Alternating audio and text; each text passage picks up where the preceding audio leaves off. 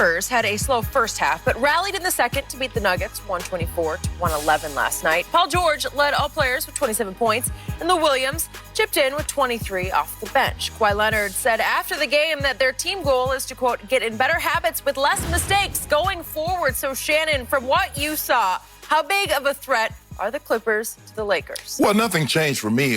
We expect the Clippers and the Lakers to meet in the Western Conference Final and the winner to actually win it all. I think everybody thinks that Milwaukee's probably going to come out the East, but it's the Clippers. I mean, you get some teams say Clippers, and some people say Clippers, some people say Lakers, but really that's it. No one else has even received any votes of coming out of the West, one of these two teams. And they're going to probably need to beat the Mavericks and the Nuggets in order to face the Lakers, and the Lakers look like they're going to probably get Portland.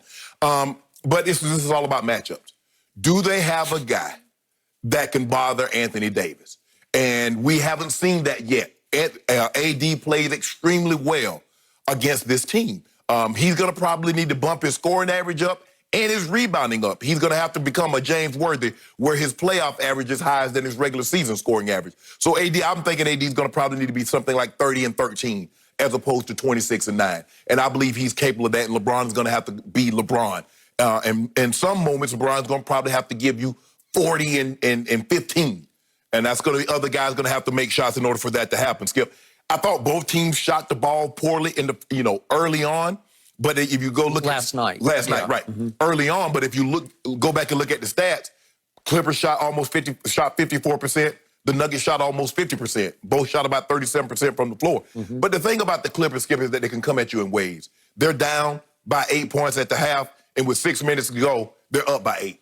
That just goes to show you. And then their bench.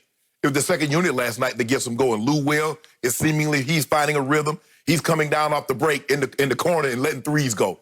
Everybody started to make threes last night. Paul George was playing well, was very active. So, Skip, I'm not surprised that the Clippers are playing like this. We know what they represent. There's no question they're the deepest team. Their second unit can start on a lot of teams. Lou Will could be a starter, but he likes playing the reserve role. Trent wasn't there, but he can be a starter.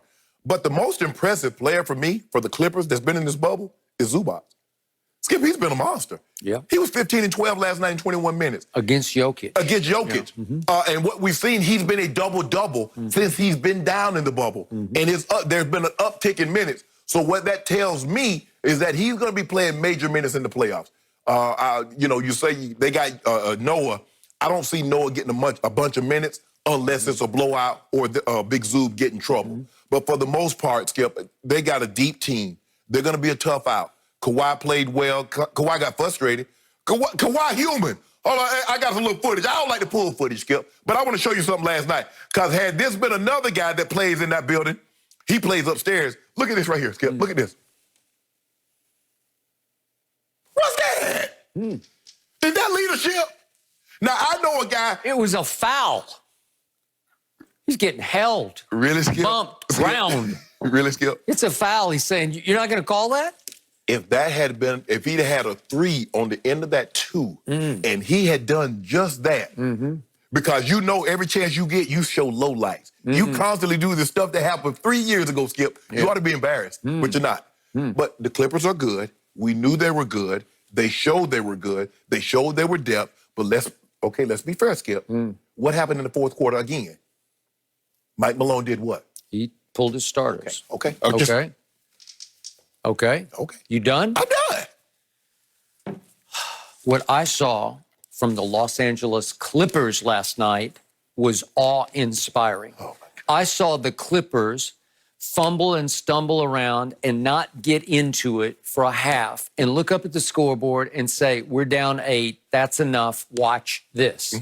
And in the third quarter, it was flexing all their firepower because when they decide to, they can blow you off the floor on both ends of the court. And that's what they did to Denver in the third quarter. They put up 40 in the third after they'd scored 26 and 24 in the first 2 quarters. They put a big old 40 on Denver. 40 spot. And then they just kept piling it on as the starters were pulled through the fourth quarter for Denver. I give you that.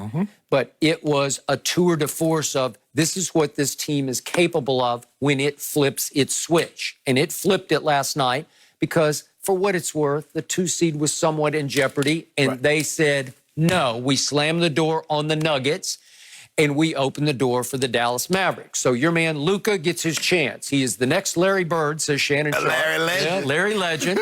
So here you go. First round against the Los Angeles Clippers. Here we go. What you got? Because you're going to get a big dose of Kawhi, and you're going to get bigger dose probably of Paul George, and here we go. Well, Skip, here's the thing, though. Mike Malone wasn't concerned about the 2 seed, because if he was, he would have kept his starters in against the Lakers in the 4th, and he just kept them in the 4th against the Clippers, right? The handwriting was on It wasn't no the handwriting. arena wall. No, it wasn't. Because nothing else is on the wall except virtual fans. Skip, the Lakers couldn't stop the second unit. And Mike Malone says, you know what, guys, you're done. Last night, again, they had a 2-point lead entering the 4th. As great they hung. Hold on. The Clippers got 40, but they gave up 34. So if you give up 34 a quarter, that's still not very good, Skip Bayless. So this great defense that you're talking about. Offensive firepower. They said, watch this. Paul George hit 3 threes in the 3rd quarter, and Kawhi hit 4 out of 5 shots, and Lou Will went off. And as Doc said after the game, he is a baller. That's what Doc. Lou is a baller, and he's finally finding his rhythm. But what about the defense that you were telling me about with the 2 great wing players? When they decide, they'll just. So they didn't decide last night, huh? Remember, there's no bulldog, there's no pat. Yep. The little pit bull, he had to sit over there with the little pulled calf and watch again. Watch, he'll be ready to go for Dallas. How hurt is that calf if he out there jumping around? Well, in the Damian... he jumping around, he all up, and he talking to everybody. So how hurt is that calf? It's not hurt enough for him not to be ready for the Dallas Mavericks. It ain't hurt at all. And I don't know what kind of shape Montrezl Harrell is in, but if he's in even decent shape, and he is driven, as Lou Will says, to either play for a contract or obviously for his late great-grandmother, you better watch out, because he'll give you something against Dallas, and then he will be ready to roll through the rest of the playoffs. Skip, I'm not worried about Trez. The thing is that the conditioning, and it's going to probably take by the 2nd round for him to get in the kind of shape that he needs for him to be the force that they know he can be.